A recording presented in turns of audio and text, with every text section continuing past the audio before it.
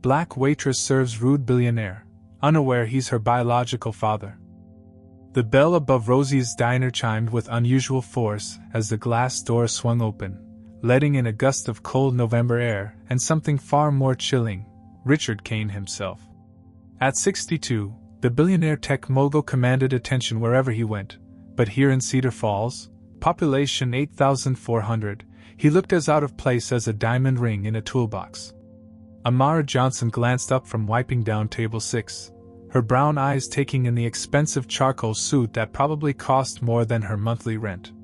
She'd seen his type before, wealthy tourists who'd taken a wrong turn off the interstate, slumming it in small-town diners before rushing back to their gilded worlds. What she hadn't expected was the barely contained fury radiating from his rigid shoulders. "Table for one," Richard barked, not bothering to make eye contact. His voice carried the crisp authority of someone accustomed to immediate compliance. "Right this way, sir."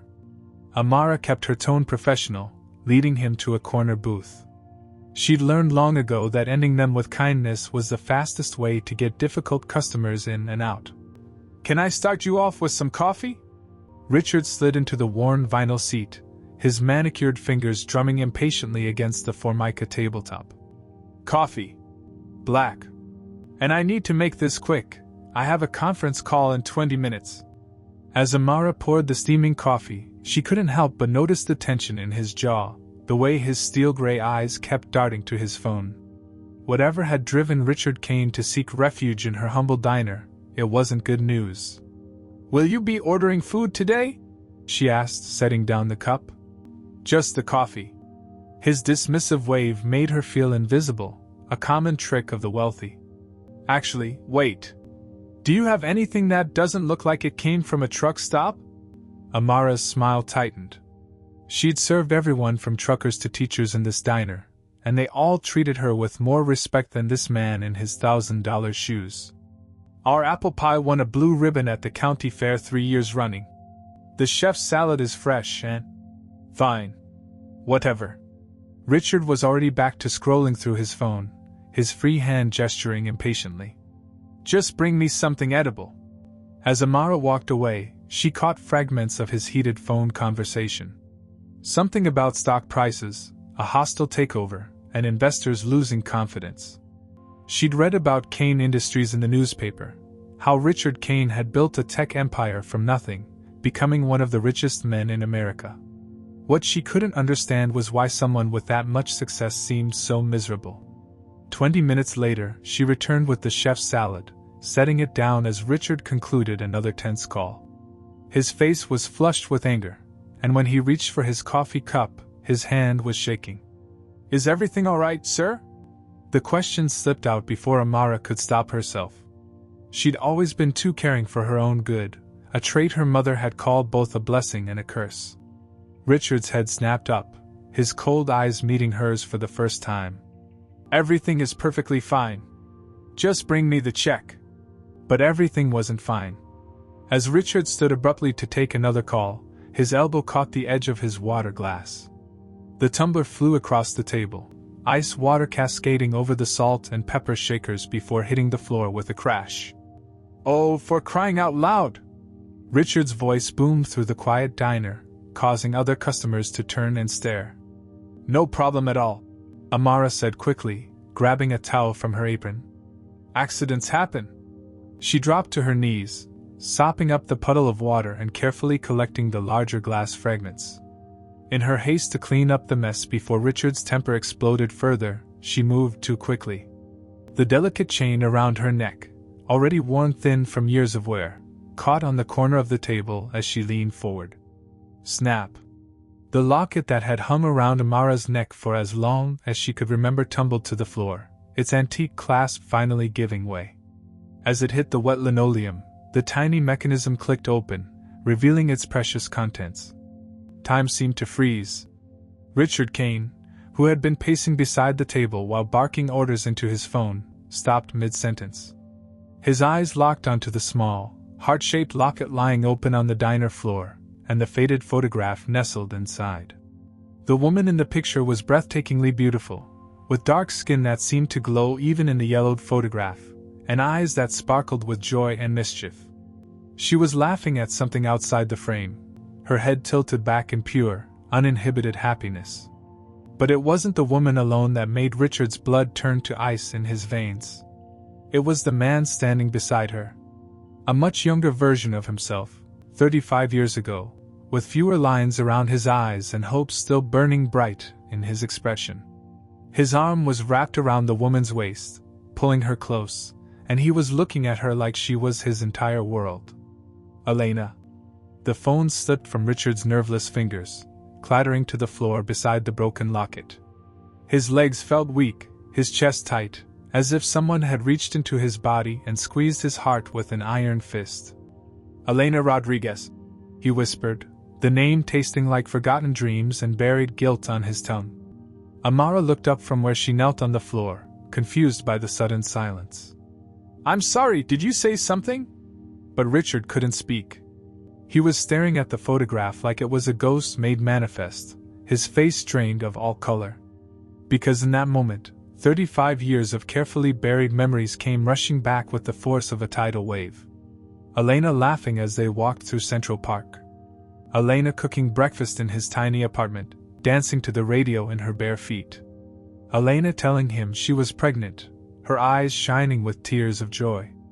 Elena begging him not to leave when his first business deal required him to move to Seattle.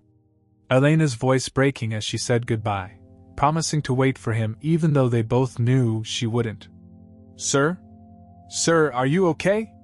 Amara's voice seemed to come from very far away. Richard's gaze moved from the photograph to the young woman kneeling before him, and for the first time, he really looked at her. The shape of her eyes, Elena's eyes. The stubborn tilt of her chin, Elena's chin. The way she moved with unconscious grace, just like Elena had. His daughter. His flesh and blood, wearing a waitress uniform in a small-town diner, cleaning up his mess while he treated her like dirt beneath his shoes. The irony was so sharp it could have cut glass. I need to go. Richard managed, his voice hoarse with shock. He reached into his wallet with trembling hands, pulling out $100 bill and dropping it on the table. Keep the change. As he turned to leave, Amara called out. Wait. Your phone! But Richard Kane was already pushing through the door, leaving behind not just his phone, but the carefully constructed walls he'd built around his heart. Outside in the parking lot, he sat in his Tesla with shaking hands, staring back at the diner where his daughter, was probably picking up the pieces of her broken locket. The locket that held the only photograph of her parents together. The locket that had just shattered both their worlds. Inside the diner, Amara carefully gathered the pieces of her most treasured possession, the photograph now water-stained but still intact. She had no idea who the man in the picture was. Her mother had never told her about her father, taking that secret to her grave 5 years ago. She had no idea that he had just walked out of her life for the second time. But as she looked at the $100 bill he'd left behind, a tip that was more than she made in 2 days, something nagged at the back of her mind. The way he'd stared at her locket. The way his face had gone white as a sheet. The way he'd whispered her mother's name. Richard Kane sat in his penthouse office 3 days later, staring at the city skyline through floor-to-ceiling windows, but seeing nothing except Elena's face. He'd barely slept since the diner incident, haunted by memories he'd spent decades trying to forget. He was 27, hungry and ambitious, working 16-hour days to get his first tech startup off the ground. Elena Rodriguez was 22, a nursing student with dreams of opening her own clinic. They met at a coffee shop near NYU, where she studied and he coded until his laptop battery died. She was everything he wasn't, warm where he was calculating, generous where he was driven, content with simple pleasures while he chased grand ambitions. For 8 months she'd been his anchor, the only thing that made sense in his chaotic world. Then the Seattle opportunity came. A venture capitalist willing to fund his company, but only if he relocated immediately. Elena was 6 months pregnant, glowing despite her morning sickness, talking about baby names and painting the nursery in their tiny Brooklyn apartment. Come with me. He begged on that last night, holding her close as she cried. We'll get married in Seattle. I'll buy you a house with a white picket fence. But Elena knew him too well. You'll disappear into your work, Richard. I'll be alone with a baby in a strange city while you chase your millions. She'd been right, of course. She was always right. He'd promised to visit, to send money, to call every day. But the startup consumed him. 18-hour days became 20-hour days. One missed call became a week of missed calls. When he finally tried to reach her 3 months later, her number was disconnected. By the time he hired a private investigator, Elena had vanished. No forwarding address, no family connections he could trace. It was as if she'd erased herself from existence, taking his unborn child with her. Now, 35 years later, Richard knew why he never found them. Elena had moved to Cedar Falls under her mother's maiden name, Johnson. She'd raised their daughter alone, working double shifts to put herself through nursing school, eventually opening the small clinic she'd dreamed of. All of this Richard had learned in the past 72 hours, thanks to the most thorough background check his security team had ever conducted. "Sir?" His assistant's voice crackled through the intercom. "Your 2 p.m. appointment is here." Richard dragged his attention back to the present. Margaret Holbrook, his estate attorney, swept into the office carrying a leather briefcase and her usual disapproving frown. "Richard, you look terrible," she said bluntly, settling into the chair across from his desk. "When's the last time you slept?" "I need you to update my will," Richard said without preamble. Margaret raised an eyebrow. "Again? We just revised it 6 months ago after your divorce from wife number 3. I have another child." The words hung in the air like a confession. Margaret set down her briefcase slowly, her sharp legal mind already working through the implications. "How old?" 34. "Her name is Amara Johnson. She lives in Cedar Falls, Iowa. Legitimacy issues?" Richard's jaw tightened. "She's my daughter in every way that matters. Her mother and we were together when she was conceived. But you weren't married." Margaret's voice held no judgment, only professional assessment. "DNA test?" "Not yet, but—" "Richard." Margaret leaned forward, her expression serious. "Your estate is worth $12 billion. Your legitimate children, Marcus and Victoria, already resent each other's inheritance claims. Adding an illegitimate child to the mix, especially one who's been completely absent from your life. She doesn't even know who I am." Richard interrupted, the admission tasting bitter. "Her mother never told her about me. That might actually work in our favor," Margaret mused. "But Richard, think carefully about this. Once you acknowledge her legally, your other children will see her as a threat. They'll challenge her legitimacy, dig into her past, make her life hell. Is that really what you want for her?" Richard thought about Amara's gentle hands cleaning up his mess, her professional smile despite his rudeness, the way she'd asked if he was alright even when he treated her like dirt. She was strong like Elena, but she'd lived a quiet life away from the sharks and vultures that circled his world. "What about approaching her gradually?" Margaret suggested. "Test the waters. See how she reacts to you before making any legal changes." Meanwhile, 200 miles away in Cedar Falls, Amara was having her own sleepless nights. The strange encounter with the rude billionaire kept replaying in her mind. The way he'd stared at her locket, the way he'd gone pale when it broke open. Most disturbing was how he'd whispered her mother's name.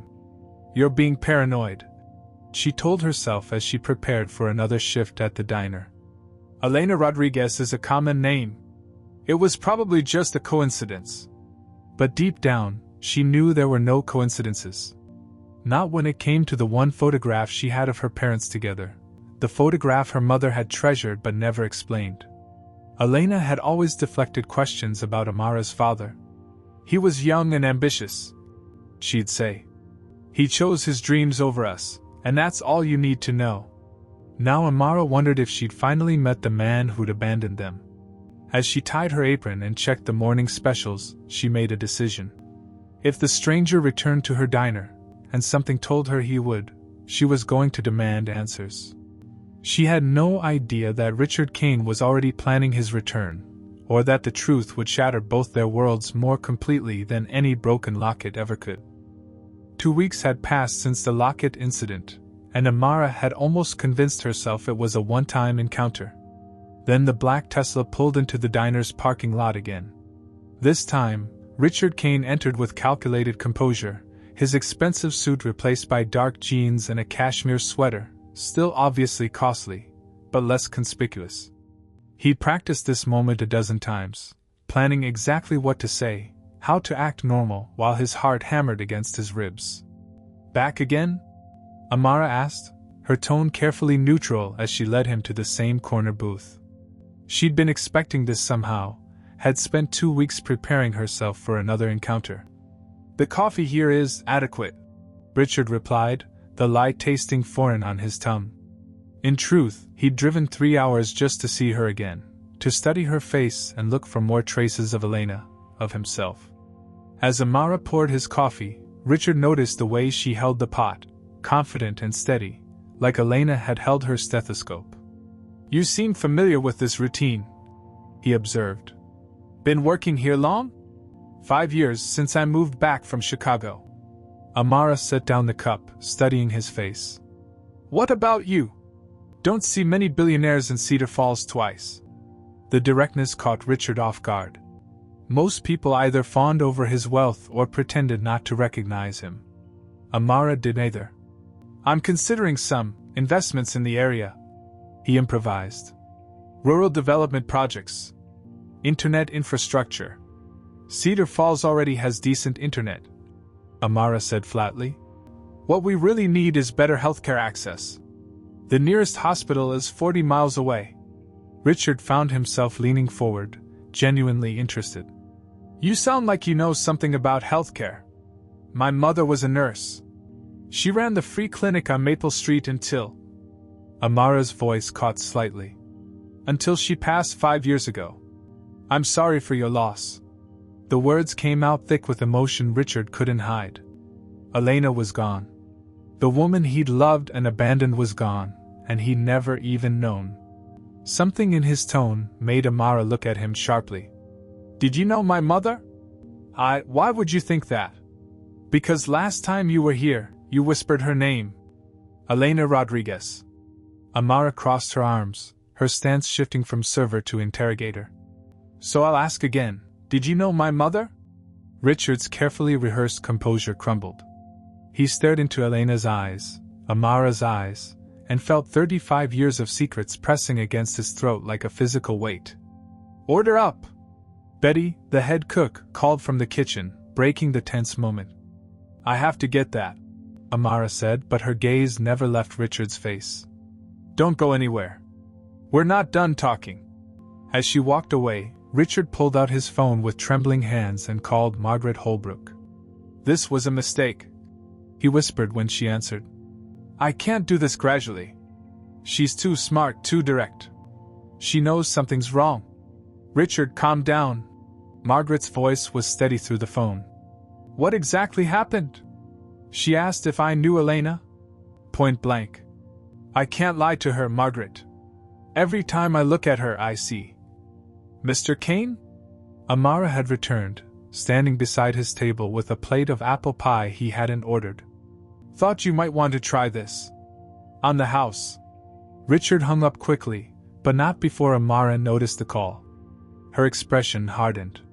"Let me guess, calling your lawyers? Most rich men do when they're about to be exposed for something. It's not what you think." "Really?" "Because here's what I think." Amara slid into the booth across from him, abandoning all pretense of professional service. "I think you knew my mother. I think you might even be the man in the photograph from my locket. And I think you've been playing games with me for 2 weeks." Richard felt cornered, trapped between truth and consequences. "Amara, so you do know my name?" Her voice was cold now, controlled anger simmering beneath the surface. "Funny how you never asked for it, but you know it anyway." Before Richard could respond, his phone rang again. The caller ID made his blood freeze. Marcus Kane, his eldest son. "Answer it," Amara challenged. "I'll wait." Against his better judgment, Richard answered. Marcus's voice was loud enough for Amara to hear fragments. Private investigator, some girl in Iowa. Dad, if you're having another midlife crisis. Richard hung up abruptly, but the damage was done. Amara's face had gone pale.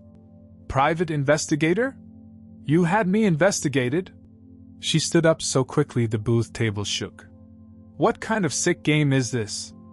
Are you some kind of predator who targets working-class women? No, Amara, please. Don't. Her voice cracked with hurt and fury.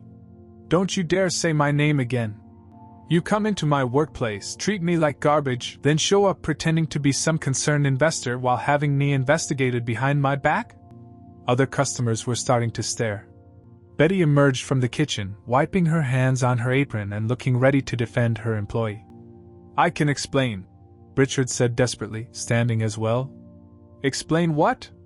How you recognized my deceased mother's name? How you knew details about my life without me telling you? How your son is apparently worried about some girl in Iowa threatening his inheritance. The last words hit Richard like a physical blow. Amara had put together more pieces than he'd realized.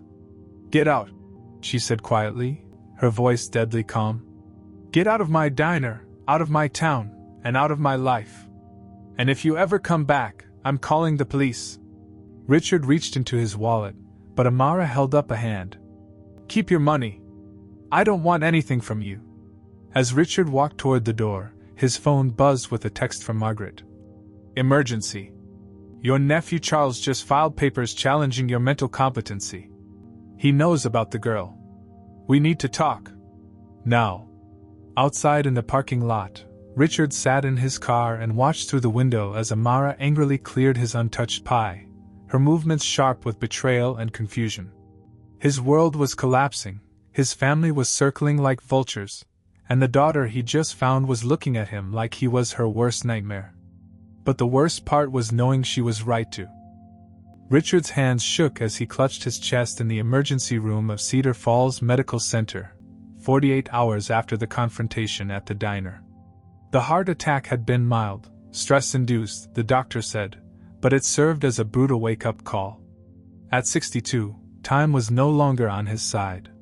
You need to reduce stress, Mr. Kane, Dr. Sarachin explained as she reviewed his charts. Your blood pressure is dangerously high, and your cardiac enzyme levels indicate significant strain on your heart.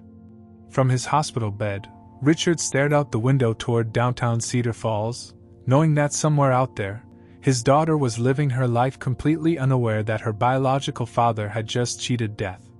The irony wasn't lost on him. Elena had worked in a clinic not 5 miles from where he now lay recovering. His phone buzzed constantly with calls from his legitimate children, Marcus and Victoria, both circling like sharks who smelled blood in the water. Dad, we need to talk. Victoria's voice was sharp when he finally answered. Charles is claiming you've been acting erratically, making questionable decisions. He's hired forensic accountants to examine your recent transactions.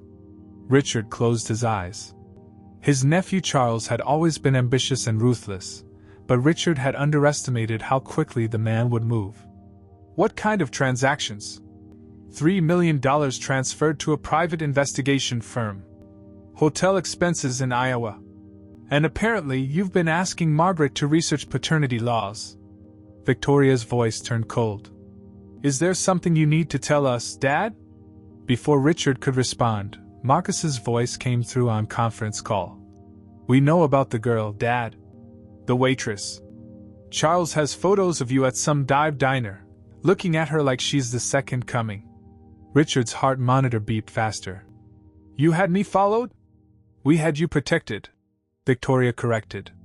After your last divorce, we couldn't afford another scandal. But this is worse than a scandal. This threatens everything we've built. She's my daughter, Richard said quietly, the words feeling strange but right on his tongue. Silence stretched across the line before Marcus exploded. She's a nobody from nowhere. A waitress with a nursing degree who lives in a trailer park. She lives in a modest apartment. Richard corrected automatically. And she's putting herself through graduate school to become a nurse practitioner. She volunteers at a free clinic and... Jesus Christ, Dad, you sound like you're in love with her, Victoria interrupted. This is exactly what Charles warned us about. You're having some kind of breakdown, romanticizing this woman because she reminds you of your wild past. But as his children ranted, Richard thought about what he'd learned from his investigation. While Marcus had been expelled from 2 prep schools for drug use and Victoria had spent the last decade burning through trust funds on failed art galleries, Amara had graduated summa cum laude from nursing school while working full-time. She'd single-handedly saved the free clinic from closure by organizing fundraisers and personally lobbying the city council. She was everything his legitimate children weren't: hardworking, compassionate, intelligent, and completely uncorrupted by wealth. I'm changing my will, Richard announced, his voice cutting through their arguments. Dad, no. Victoria's voice turned pleading. Think about this rationally. You don't even know if she's really your daughter. What if she's just some con artist who? She doesn't know who I am, Richard said firmly. She threw me out of the diner and told me never to come back. If she's running a con, she's doing a terrible job of it. All the more reason to be careful, Marcus interjected. Look, Dad, we get it. You're sick, you're feeling mortal, you want to reconnect with your past. But you can't just give half our inheritance to some stranger based on a hunch. Richard was about to respond when Dr. Chen knocked and entered. Mr. Kane? You have a visitor. To Richard's shock, Amara walked through the door carrying a small bouquet of flowers from the hospital gift shop. She looked uncomfortable but determined, her nursing instincts clearly overriding her anger. I heard you were here, she said simply. Betty at the diner knows one of the EMTs. She said you had a heart attack? Richard quickly ended the call with his children, ignoring their protests. You came. I'm a nurse. It's what we do. Amara set the flowers on his bedside table, maintaining professional distance. How are you feeling? Like an old fool, Richard admitted. Amara, about what happened at the diner. Don't. She held up a hand. I'm not here for explanations or apologies. I'm here because no one should be alone in a hospital, no matter what they've done. Her compassion was so much like Elena's that Richard felt tears threatening. Your mother would be proud of you. Amara's composure cracked slightly. You did know her, didn't you? Before Richard could answer, Margaret Holbrook burst through the door, her face flushed with panic. Richard, we have a problem. Charles just filed an emergency motion claiming you're mentally incompetent. He's requesting guardianship of your assets until you undergo psychiatric evaluation. Margaret stopped short when she saw Amara, her lawyer's brain immediately recognizing the significance. You must be leaving, Amara finished, backing toward the door. This is clearly a family matter. Wait, Richard called out, but Amara was already gone, leaving only the scent of her lavender perfume and the echo of her footsteps in the hallway. Margaret closed the door and turned to Richard with grim determination. We need to act fast. If Charles gets that guardianship order, you'll lose all control over your assets, including any ability to provide for her. Richard looked toward the window where Amara's car was pulling out of the parking lot. Then we better make sure that doesn't happen. But as Margaret began outlining their legal strategy, Richard couldn't shake the feeling that time was running out faster than his failing heart could keep up. 3 weeks later, Amara was serving the lunch rush when her phone buzzed with a news alert that made her blood freeze. Kane Industries CEO Richard Kane announces surprise shareholder meeting amid family legal battle. She almost dropped the coffee pot. Since the hospital visit, she tried to push thoughts of the strange billionaire out of her mind, but seeing his name in headlines made her stomach clench with unease. You okay, honey? Betty asked, noticing Amara's pale complexion.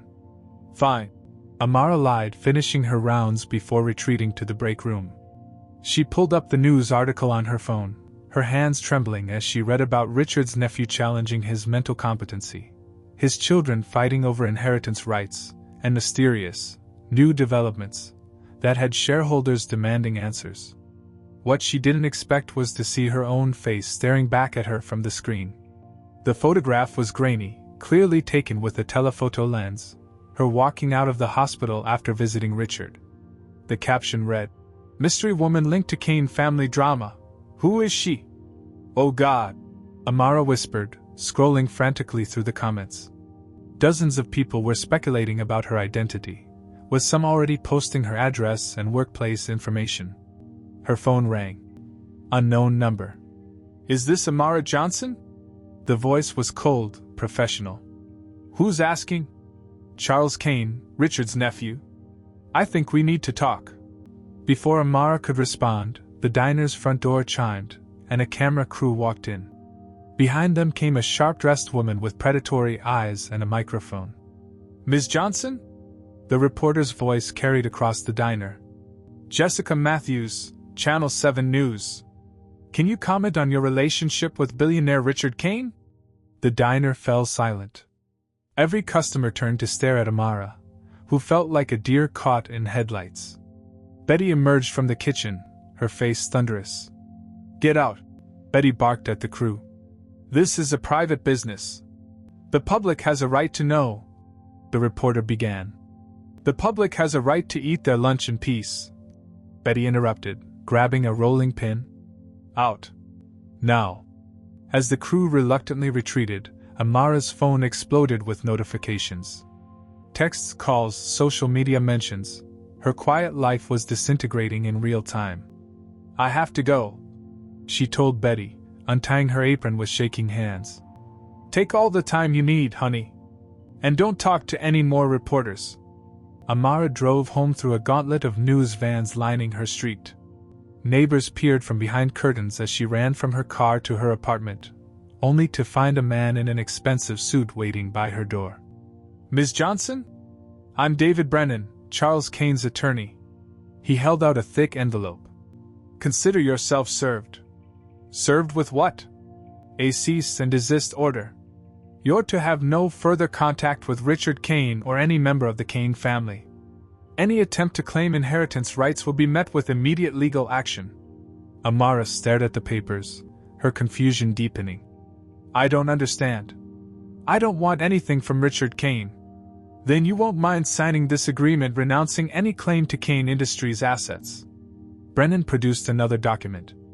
"In exchange, you'll receive a modest settlement to help with your relocation expenses." "Relocation? Cedar Falls is a small town, Ms. Johnson. This kind of attention can be overwhelming. A fresh start somewhere else might be best for everyone." The threat was clear but politely wrapped. Amara's temper flared. "Get off my property." As Brennan left, Amara's phone rang again. This time, the caller ID read Kane Industries. "Don't hang up." Richard's voice was strained, desperate. "Please, just listen." "You son of a bitch," Amara hissed.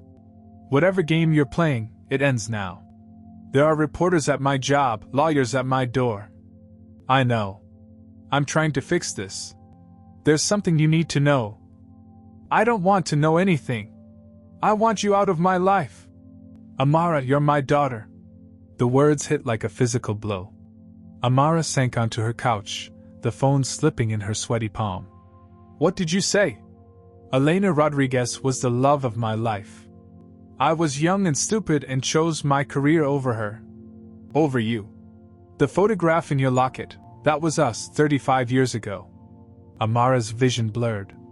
The mysterious man in her mother's treasured photograph, the father her mother never talked about, it had been Richard Kane all along. "You're lying." "I have DNA test results. Medical records. Elena was 6 months pregnant when I left for Seattle. You were born April 15, 1990, at Cedar Falls General Hospital. You have a birthmark shaped like a star on your left shoulder, just like I do." Amara's hand moved unconsciously to her shoulder. How could he know that? "I was dying in that hospital, thinking about all my failures, when you walked in and showed me the kind of person you'd become despite my abandonment. You're everything I'm not, kind, genuine, hardworking. You're the daughter I never deserved but always hoped for." "Stop," Amara whispered, tears streaming down her face. "I'm in a boardroom right now, about to announce you as my heir. My other children will hate you for it, my nephew will challenge it legally, and the media will tear your life apart. But you deserve to know who you are, who your father is, even if you choose to reject it all. Richard, don't. But the line went dead. Amara frantically turned on the news to see Richard Kane standing at a podium, his face gaunt but determined, with cameras flashing and reporters shouting questions. "Ladies and gentlemen," Richard's voice carried across the packed conference room, "I want to address the recent speculation about my family and my competency. 35 years ago, I made the biggest mistake of my life. I abandoned the woman I loved and the child she carried because I thought success mattered more than family." The room erupted in chaos as reporters realized what was happening. "Today, I'm proud to acknowledge my daughter, Amara Johnson, and announce that she will inherit 51% of Kane Industries upon my death." Amara watched in horror as Richard's children shot to their feet, screaming protests, while his nephew Charles whispered urgently to his lawyers. The camera panned to show Margaret Holbrook standing behind Richard, her face pale but resolute. Furthermore, Richard continued over the chaos. "I'm immediately transferring $25 million to a trust in Ms. Johnson's name, along with full medical coverage and educational funding." Amara's phone started ringing nonstop. Reporters, lawyers, distant relatives she'd never heard of. Outside her window, the news vans were multiplying like vultures. Her quiet life was over.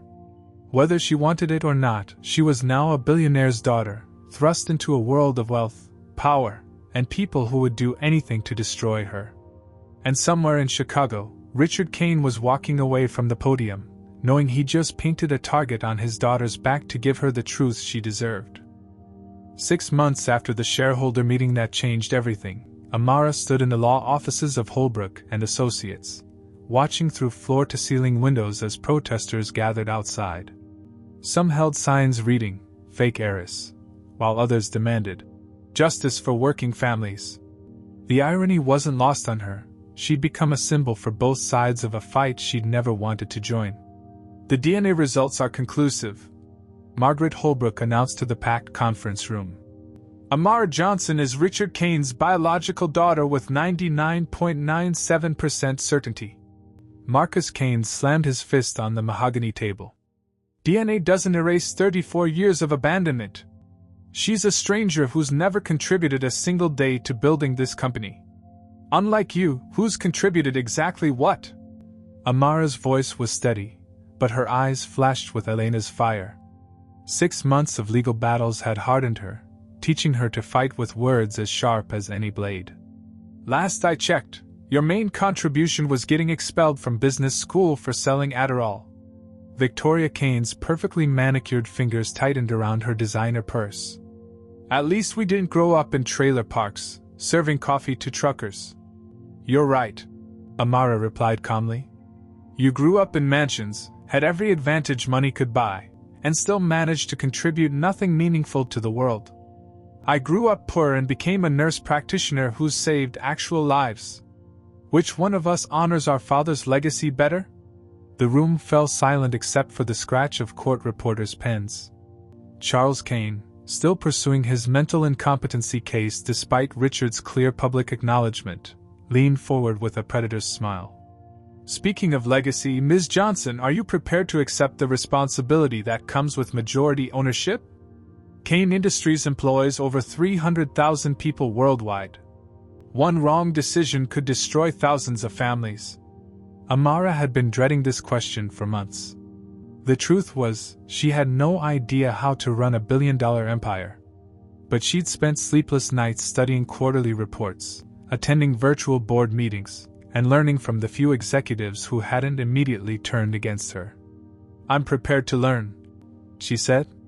"Which is more than I can say for heirs who think their last name entitles them to power without responsibility." Margaret nodded approvingly. "The court has reviewed all challenges to Mr. Kane's will and competency. His decision stands. Ms. Johnson inherits 51% of Kane Industries, with the remainder split between Marcus and Victoria." "This isn't over," Charles snarled. "We'll appeal. We'll find something. Actually, it is over." The voice came from the doorway, where Richard Kane stood leaning heavily on a walker, his face gaunt from months of chemotherapy. The heart attack had been just the beginning. Doctors had found advanced pancreatic cancer during his recovery. Everyone stood as Richard slowly made his way to the table. His eyes found Amara's, and for a moment, the resemblance was undeniable. The same stubborn chin, the same determined gaze. "Dad, you shouldn't be here," Victoria said, her voice softening with genuine concern. "I'm here to make one final announcement." Richard's voice was weak but clear. "Effective immediately, I'm stepping down as CEO of Kane Industries. The board has unanimously voted to appoint Sarah Chen as interim CEO while Amara completes her MBA and business training." Marcus shot to his feet. "You're giving the company to an outsider?" "I'm giving it to someone competent," Richard replied. "Sarah built our Asia-Pacific division from nothing. She understands both business and compassion, qualities this company will need under Amara's eventual leadership." Amara felt a weight settle on her shoulders that had nothing to do with inheritance, and everything to do with the lives depending on her decisions. "Richard, I don't know if I'm ready for this." "Nobody ever is," he said gently. "But I've watched you these past months. You've handled death threats, media attacks, and family sabotage with more grace than I ever showed. You've used your trust fund to expand healthcare access in rural communities. You're already a better leader than I ever was." The legal proceedings concluded with handshakes that felt more like battle lines being drawn. As the room emptied, only Amara and Richard remained. "I know you'll never forgive me for abandoning you and Elena," Richard said quietly. "But I hope someday you'll understand that walking away from Kane Industries isn't failure, it's choosing what matters most." Amara looked at this man who'd given her everything and nothing, who'd loved her mother and left them both, who tried to make amends too late, but had tried nonetheless.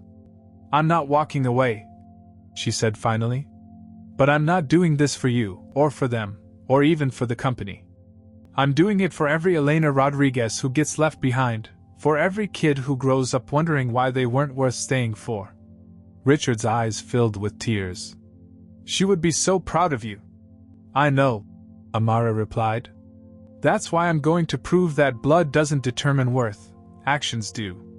2 years later, Amara stood in the same diner where it all began, now wearing a simple business suit instead of a waitress uniform. Betty had retired and left her the restaurant, which Amara had transformed into a community center offering job training and healthcare services. Richard had passed peacefully the previous spring, leaving behind a foundation in Elena's name and a daughter who'd finally learned that legacy isn't what you inherit, it's what you choose to build.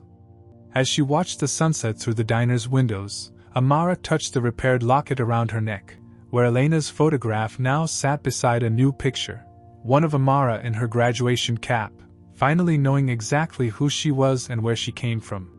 She was Elena Rodriguez's daughter, Richard Kane's heir, and most importantly, her own woman. And that was enough.